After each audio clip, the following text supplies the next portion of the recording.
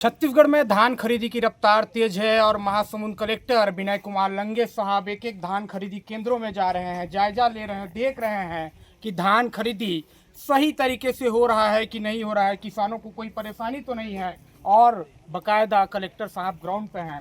Sir, लगातार आप अलग अलग धान खरीदी केंद्रों में जा रहे हैं, क्या खामियां पा रही है, क्या किसानों को परेशानी हो रही है, नहीं हो रही है, उसके बारे में बताइए। जब से धान खरीदी स्टार्ट हुई है तो हमारी पूरी टीम, चाहे वो जिला स्तर की है चाहे विकासखंड स्तर की है, और मैं स्वयं भी विभिन्न हमारे उपार्जन केंद्र में जाके हम निरीक्षण कर रहे हैं। कुछ जो बेसिक इश्यूज़ हैं, जैसे कहीं पर स्टैकिंग प्रॉपर नहीं हुई है तो उसके लिए हम निर्देशित कर रहे हैं स्टैकिंग को अच्छे से करने के लिए। और हमारा मेन फोकस यही है, जो जेन्युइन किसान है उनको धान बेचने में किसी प्रकार का इशू ना आए।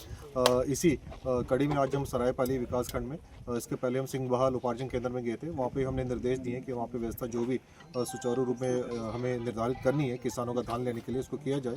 और अभी बलौदा हमारा उपार्जन केंद्र यहाँ पे हम आए हैं।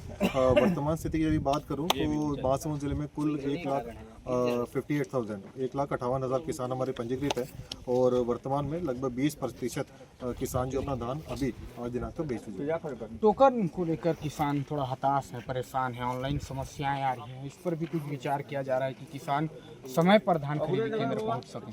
जी, वर्तमान में शासन के द्वारा जो टोकन की व्यवस्था है उसमें 70% जो टोकन तो ऐप है उसके माध्यम से किसान टोकन कटवा सकते हैं, और 30% जो टोकन है वो समिति में जाके कटवा सकते हैं। एज सच टोकन में किसी प्रकार की हमें शिकायत प्राप्त नहीं हो रही है। और यदि किसी किसान को यदि किसी प्रकार का इशू आता है टोकन कटवाने में, तो निकटतम अपनी जो समिति है वहाँ जाके संपर्क कर सकते हैं, और अपने निकटतम जो CSC सेंटर्स हैं वहाँ पे भी जाके वो टोकन कटवा सकते हैं। धान खरीदी का जो लिमिट है वो अभी शायद 4,000 और कुछ पैकेट है, तो उसको भी बढ़ाने की चर्चा हो रही है कि भाई धान लिमिट अगर बढ़ जाए तो ज़्यादा से ज़्यादा किसान खरीदी केंद्र में अपना धान बेच सकते हैं। जी, वर्तमान में जो लिमिट है इसको जो बढ़ाने की ये जो डिसीजन है ये तो शासन स्तर पे लिया जाएगा। यदि ऐसी आवश्यकता होती है हम यहाँ से रिपोर्ट भेज देंगे, उसके बाद जो उचित कार्रवाई शासन करेगा। उड़ीसा से जो अवैध धान आता है उसको रोकने भी एक बड़ी चुनौती है, कहीं ना कहीं प्रशासन के माथे पर एक चिंता की लकीर भी दिखाई देती है, तो क्या इसके लिए तैयारी पूरी है, पूरा प्रशासन अलर्ट है?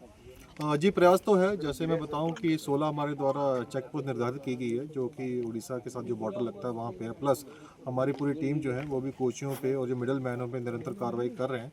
अभी तक की यदि बात करूं तो 130 से अधिक इलीगल पैडी जब्ती के केसेस हमारे ज़िले में बने हैं, और हम मिलर्स, राइस मिलर्स पे भी निरंतर हमारे द्वारा PV किए जा रहे हैं। और अभी तक वर्तमान में बात करूँ तो 25,000 क्विंटल के करीब धान अभी तक हमने इलीगल जो है वो जब्त की है, और ये जो कार्रवाई है निरंतर जारी रहेंगी जब तक हमारे धान खरीदी।